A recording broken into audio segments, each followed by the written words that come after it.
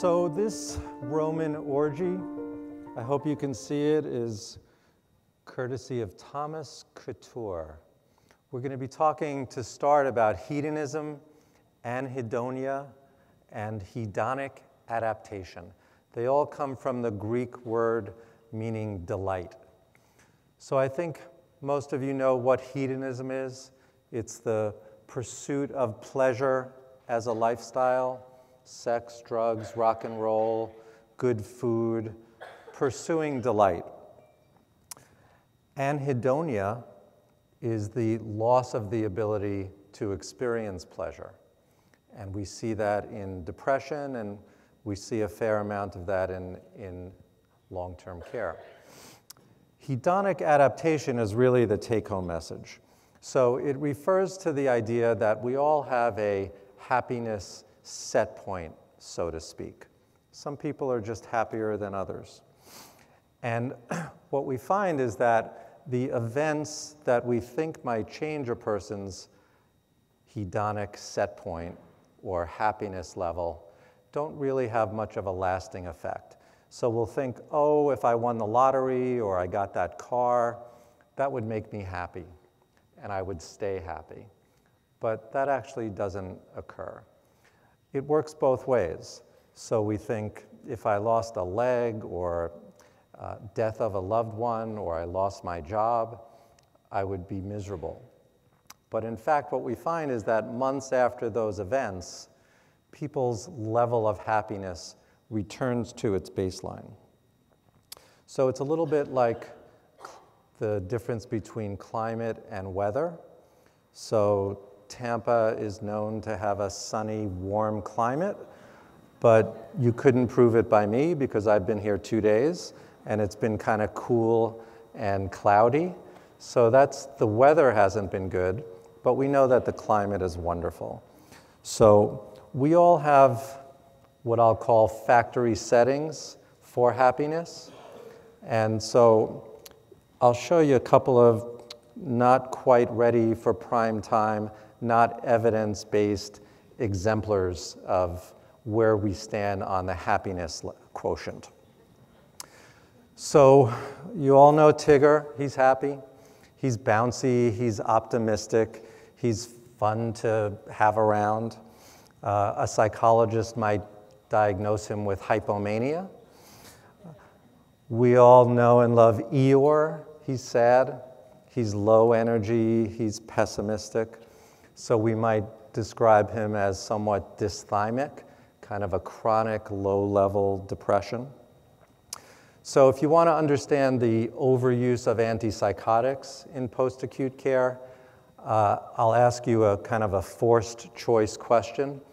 If you were forced to choose between a building full of Eeyores or a building full of Tiggers, right. So we would diagnose Tigger with hypomania, which is on the bipolar disorder spectrum. We would describe his symptoms of agitation, and before you know it, he'd be on Seroquel.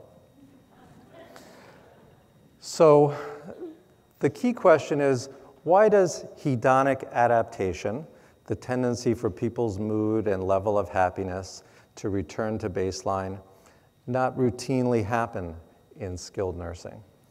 So obviously there's a lot of loss, there's disability, but then there's also, and what I want to talk about, there's what we may be doing to exacerbate depression and what we are not doing to treat it. So underlying this, I think, is an erroneous assumption that depression is an expectable reaction to being in long-term care. We know anecdotally that that's not true. We know clinically it's not true. It's not inevitable that residents will become depressed and stay depressed. In fact, I'm going to argue that we should really treat depression as an emergency and respond to it in a very robust way. So if anybody can really justifiably say, you know, the expression, "I've lost it all," it would be the newly admitted long-term care resident. My old company used to provide services in a facility called the Andrew Friedman Home on the Grand Concourse in the Bronx. Andrew Friedman was a millionaire, and he created this facility after the Depression for, I'm not kidding, defunct millionaires. In order to be admitted, you had to have been a millionaire who lost it all in the Depression. He believed that the most miserable person on earth is somebody who had it all and lost it. But that describes, to a great extent, what most of our residents are grappling with. They've lost their health, their home, the knickknacks and photos and furniture, everything that reminds them of who they are. They've lost the ability to stay connected to the important people out in the community. They've lost their pets. They've lost their hobbies. But I think the most important thing that they're in danger of losing is their sense of their role in the world. So we have Easter coming up. We have Passover coming up. Grandmas and grandpas all over the country are preparing for those holidays. They're thinking about who's coming and where's everyone going to sleep and what are we going to serve and what activities will we have. Well, for a few hundred of those grandmas and grandpas, they're not going to make it to Easter or Passover. They're going to wake up Easter morning or the first day of Passover in a nursing home. And they're going to ask themselves, well, who am I now? What's my role in the world? I was the one that everybody came to for Easter, for advice, for money, for wisdom, for unconditional love. That was my job, that was my role, that was my identity. And they're going to be asking themselves, well, who am I now? What's my purpose? What's my reason for continuing? So every nursing home admission is either very challenging or even more difficult, catastrophic, devastating. And there's a cycle of care and issues and events and emotions that often repeats itself. You have the trauma of the initial admission, and then there's treatment and often a feeling of helplessness. There's frequently depression and loss of interest. All of that leads to sometimes non-compliance, poor outcomes, and then you have the cycle repeating itself. So the question is, how and where can we interrupt the cycle to improve our outcomes and to improve the experience for our residents? I hope you can all see this chart. If you can't, I'm sure there's a handout that we can get you. So what does depression cost us in post-acute care? This chart shows a variety of medical conditions. The column in the middle shows the cost of treating those conditions if the patient is not depressed. And the column on the right shows the cost of treating those conditions when the patient is depressed. The difference is really staggering. So we, those of us in post-acute, we're playing in the sandbox on the right. We're in the right column because we have so much depression in long-term care and in post-acute care. We're compared routinely, for example, in different value-based environments, we're compared routinely with clinicians who are out in the community working with the column in the middle, and we're working with the column on the right.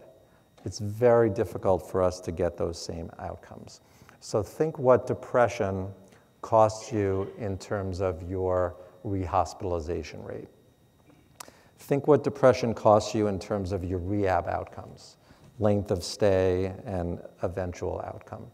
So one of my pet peeves as a psychologist is when I get a referral from a short-term unit on day 9. And I'm told, well, this person hasn't been going to rehab. They've only gone to the gym 3 out of their first 9 days. We think they might be a little depressed.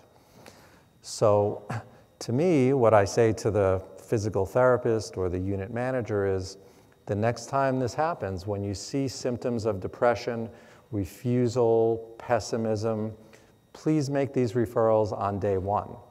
On day 9, you're kind of giving me somebody who's already failing and the writing is on the wall. I want to start addressing the depression on day 1, because if we had, maybe here on day 9, we'd be talking about when the daughter-in-law is going to come in to pick this person up and take them home. So there's a useful concept here called cost offset. That refers to the idea that if you spend some money now, you're going to save a lot of money later. And you can see this on this chart. So those of you who are a certain age, my age, might remember the old Fram oil filter commercial. So it was an auto mechanic holding up a Fram oil filter, and the tagline was, anybody? You can pay me now, or you can pay me later.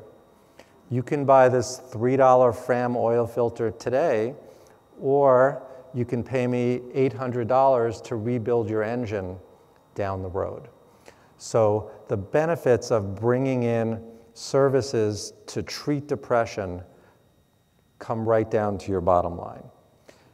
Cost offset doesn't exactly make sense here, because what most skilled nursing facilities pay for mental health services is zero. They're being delivered by outside consulting organizations or private practitioners. So the first step is to identify the depression. We have to capture it. There's no blood test for depression, although they're working on it. There's no x-ray. What we have in skilled nursing is the PHQ-9. I was talking to someone from Point Click Care about capture rates, and I was trying to figure out, and I still am, as probably you are too, how that's going to change as we move from RUGs to the patient-driven model of reimbursement. And she told me that in her world, it seems like the capture rate of depression is 5%. Now, we're playing in a sandbox where the actual rate of depression is probably somewhere between 40 and 70%. So we're just not capturing it.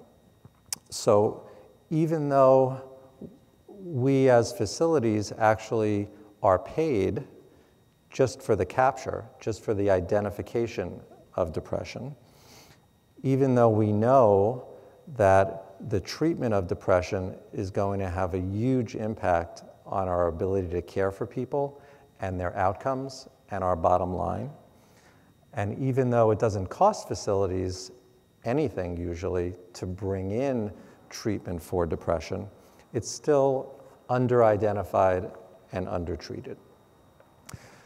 So every admission is really a turning point. It's a fork in the road. And there are a couple of basic trajectories that nursing home residents, especially in long-term care, can get on. One is the trajectory where depression is on board, where the resident is a passive recipient of care, where there's a gradual withering. The other trajectory is one where the resident is actively writing what I call the final chapter in their life. They're actively participating. So a typical case for psychology would be, a resident is referred early in their admission. They're not eating, they're not getting out of bed, they're not going to activities. There may be some passive suicidal ideation. What's the point? Maybe I'd be better off dead. And then we initiate treatment. 6 months later, it's very common to have the following dialogue with a resident. So the psychologist will say, hey, Mrs. Jones, I'm sure you remember when you first came in, you weren't getting out of bed, you weren't going to activities, you were very pessimistic, you were crying a lot. And here we are 6 months later, and it seems like you've really adjusted well. So you're going to activities, you're getting out of bed, you're leaving the unit, you're on the resident council, I see you flirting with Mr. Smith every once in a while. It seems like you've really turned things around. What do you think? And Mrs. Jones will say something like, well, I think you're right. I understand now why I'm here. I know that I need to be here. The staff is taking great care of me. I've made some connections here with other residents where these people are now close friends of mine. I am going to activities. I do participate in the residents' council, and I really feel like I have a stake in what happens here. And I've come to look at this place as my new home. So that's the trajectory that we're looking to achieve. So what might we do differently? So there's a big emphasis now on person-centered care, which begs the question, well, what have we been doing all along that we need to be prodded into doing more person-centered care? So to the extent that we need a push, what are we being pushed away from? And I would say that, a simple way to describe that would be that we need to be pushed away from disease-focused care, where there's a lot of testing and treating and medicating, and that can sometimes distract us in a way, and the resident, from other goals. So we know that for people over 65, if you're on 5 medications or more, the chances of negative interactions between those medications is 100%. So if you think about somebody who's on 22 medications, or 27, or 19, well, you can't get any higher than 100%. So we have side effects, we have interactions. All of those medications will be evidence-based for the disorders they're prescribed to treat, but it's also evidence-based that the side effects and the interactions can also be very harmful to residents. So we want to always keep that in mind. Again, the focus on illness and disability and medical issues can distract both us and our residents from other approaches that we might want to take. So here's one framework, DSM-5. We diagnose a lot of people in nursing homes with adjustment disorder, with depressed mood. We're adjusting to a stressor, which in this case would be probably a medical event and an admission to the nursing home. There's a reaction, in this case depression, to that event. And then the expectation is that within 6 months, the person is going to return to their baseline. So that's hedonic adaptation at work. Here's another framework, Viktor Frankl describing his experience in concentration camps. If you look at the last 2 quotes, one of them, and this is Frankl quoting Nietzsche, the common theme is that people who lose hope and purpose are not long for this world. Viktor Frankl himself in the book describes himself as getting through it by thinking about, fantasizing about getting out and writing a book, which he did about his experience. He also thought about creating a system of psychotherapy based on the knowledge that he gleaned during his experience. And he did that as well, called logotherapy. So that's a big example. Here's a little one. In 1977, Langer divided a nursing home into 2 groups. Group 1, somebody brought a plant into their room, put it on the windowsill and said, basically, here's a plant for your room. Group 2, same thing, somebody came in, but instead they said, here's a plant for your room that we need you to take care of.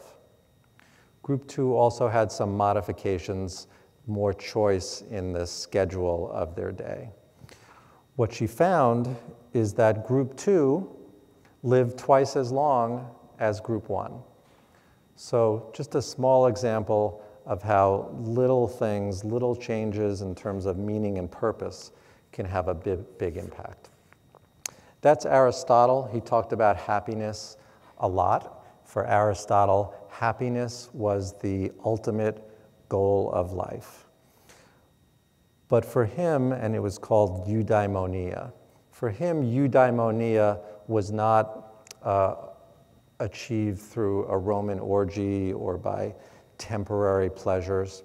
It was achieved by living a certain kind of life. So if you picture a Greek politician, somebody who was contributing to the larger world, somebody who was devoted to his family, giving back to the community, somebody who perhaps was dabbling in poetry or pottery. That's eudaimonia for Aristotle.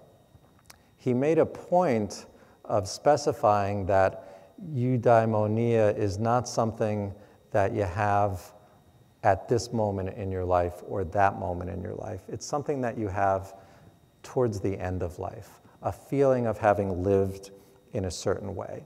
So for Aristotle, Aristotle would say, you don't say that was a great game at halftime. You wait till the end of the game to be able to say that. He also felt that if you looked at somebody who had died and thought that they had lived a great eudaimonic life, but then were to find out later that they were a criminal or made their money engaged in illegal activities or human trafficking, you then change your assessment of whether that was a happy life. This paradigm, this framework, you could see it in the work of Erickson in terms of his life stages, with the final stage of life being integrity versus despair. So this is the crucial moment where our industry meets its customers. And the question that we want to ask is, how do we provide the care without losing the person? And a good way to start is with the dignity in care question. What do I need to know about you as a person to give you the best care possible? If you ask these questions, you'll get all kinds of different answers. Someone will say, I want to die remembering my life. I don't want to be over-sedated and have my cognition impacted. Another person might say, well, I have unfinished business. I need your help resolving. Another person might say, I've lived my life outdoors. I want to be outside as much as possible. Another person might say, I want to take what I've learned and teach young people. Another person might say, I want to eat dessert after breakfast, lunch, and dinner. Another person might say, I want to connect it to music. That's always been a driving force in my life. So for Aristotle, eudaimonia, the goal of life, is to wind up with a sense of having lived a certain kind of life. And it's especially true at the end of life. I think Aristotle, if he were alive today, would say that what nursing homes do is pretty damn important. I agree with him 100%, and I hope this talk nudges us a little bit in the right direction. Thank you.